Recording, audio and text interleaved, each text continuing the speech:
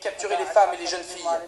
Sur le chemin de l'exil ou dans les camps de réfugiés, les Yazidis, communauté non musulmane qui fuient les combattants de l'État islamique, racontent le même mode opératoire. Moi aussi, je vous le dis, ils se débarrassent des hommes et conservent les femmes. Regardez ma liste, 45 de mon village ont été capturés. Tuer les hommes, garder les femmes et leur faire vivre un calvaire. Quelques-unes d'entre elles ont réussi à s'échapper.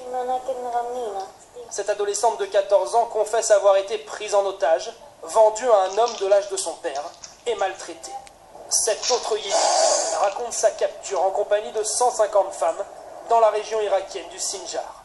Direction Mossoul ensuite, dans un bâtiment géant tenu par l'État islamique.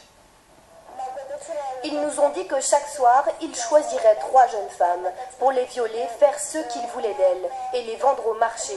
Et chaque soir, ils venaient prendre les jolies filles, celles avec une belle peau. Ils nous disaient vendre ensuite les femmes entre 100 et 700 euros. Une somme dérisoire, mais pour les hommes de l'État islamique, une manne financière et un outil de communication. La plupart des femmes étant au préalable converties de force à l'islam. Inhumain, bien sûr, selon Barfo.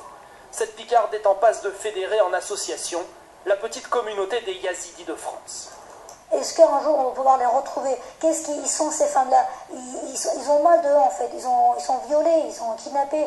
Donc ces femmes-là, ils préfèrent être mortes, être tuées, qu'être violées, vivant, être vendues sur les marchés.